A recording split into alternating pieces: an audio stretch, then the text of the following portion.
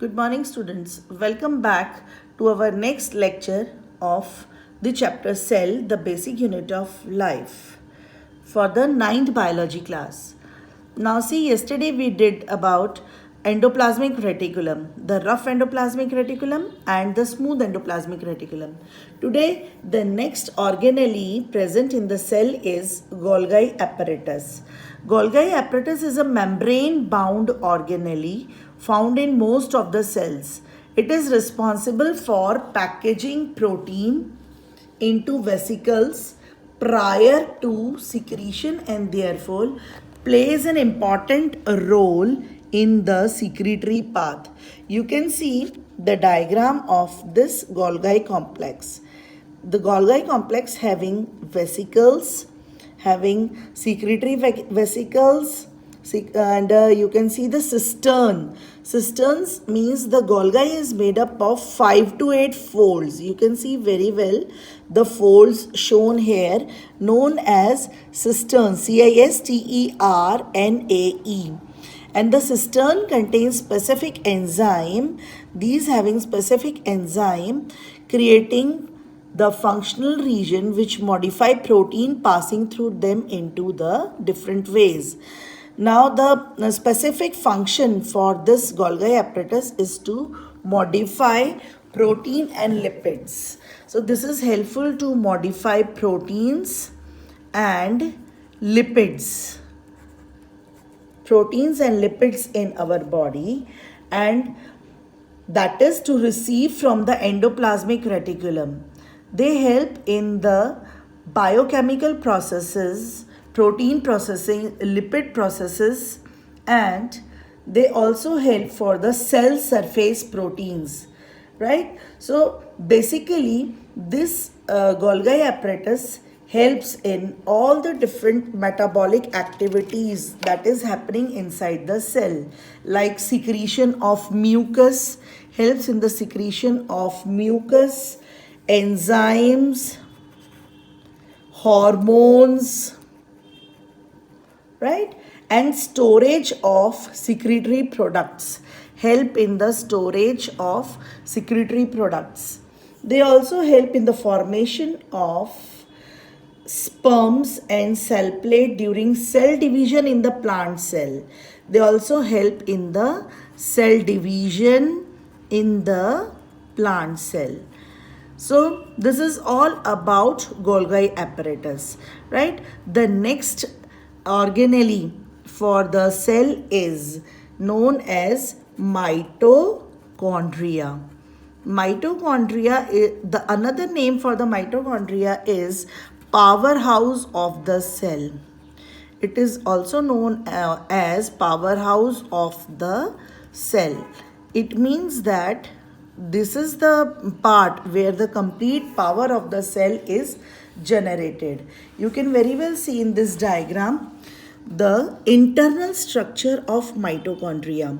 It is found in both plants and animals. ये plants में भी पाया जाता है, animal में भी पाया जाता है. इसको हम mitochondria कहते हैं. And two walled structure है, आप देख सकते हो इसकी double walled, एक ये inner wall दिखाई है, inner membrane, ये outer membrane के बारे में दिखाया गया है. This is known as inner chamber. इसको हम matrix कहते हैं. Again, this is क्रिस्टेई, ये वाला पार्ट जो है इन बिटवीन वाला इस क्रिस्टेई, दिस इज आउटर मेम्ब्रेन. ये जो छोटे छोटे आप बीच में देख रहे हैं ये राइबोसोम्स हैं एंड दीज आर डीएनए.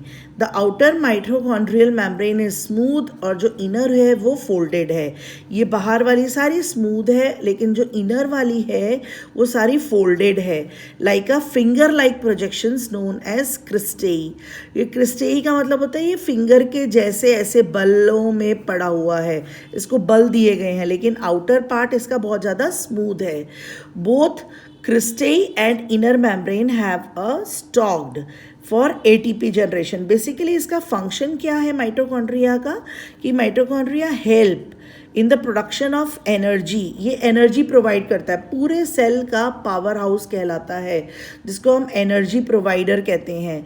ये सेल को एनर्जी प्रोवाइड करता है, इसलिए इसका दूसरा नाम है power house of the cell. ठीक है। और इसको हम किचन ऑफ द सेल भी कहते हैं। किचन ऑफ द सेल क्यों कहते हैं? बिकॉज इसका जो अगर और इंटरनल स्ट्रक्चर देखा जाए तो इसके पास है plastids. Plastids, PLASTIDS, plastids the kitchen of the cell. अब प्लास्टिड्स एक बहुत बड़ा लार्जेस्ट ऑर्गेनेली होता है प्लांट सेल में। This is known as plastid. मैं आपको प्लास्टिड की बात बताने जा रही हूँ। Mitochondria is different, plastid is different. Now this is plastid and this is the internal structure of plastid. ठीक है। अब ये क्या है? ये भी डबल मेम्ब्रेन स्ट्रक्चर है, ओवल शेप्ड है, स्फेरिकल शेप्ड है। और प्लास्टिड्स 3 तरह के पाए जाते हैं। प्लास्टिड्स को अगर मैं एक्सप्लेन करूँ आपको तो plastids are of 3 types. The first one is chloroplast. Second one is chromoplast, and third one is leucoplast.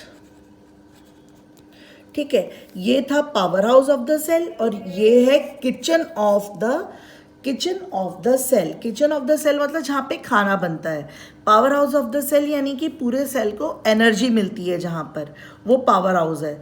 और प्लास्टिड्स में पहला क्लोरोप्लास्ट है। क्लोरोप्लास्ट सिर्फ ग्रीन प्लांट्स में ही पाया जाता है जिनके पास क्लोरोफिल नाम का पिगमेंट होता है। ठीक है, वो फोटोसिंथेसिस करते हैं और पूरे के पूरे प्लांट को, पूरे सेल को एनर्जी प्रदान करते हैं। जो क्रोमोप्लास्ट होता है ये किस किस कलर में पाया जाता है? येलो होता है, ऑरेंज होता है एंड कौन सा पिगमेंट है? रेड पिगमेंट भी पाया जाता है इसके अंदर, क्रोमोप्लास्ट के अंदर। ठीक है, ये मोस्टली कहाँ?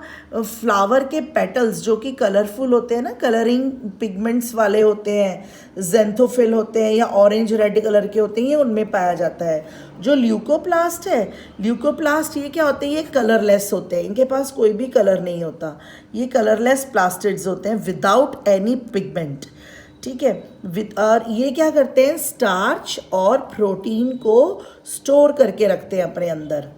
ठीक है, या फिर लिपिड्स को भी स्टोर कर लेते हैं। स्टार्च, प्रोटीन, लिपिड्स, इन सब चीज़ों को अपने अंदर स्टोर करके रखते हैं। ठीक है, जैसे कि पोटैटो हो गया, राइस ग्रेन हो गया, मेज ग्रेन हो गया।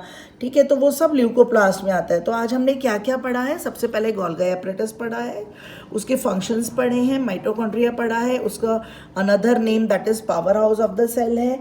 Mitochondria generate the ATP molecules, that is the energy currency of the cell.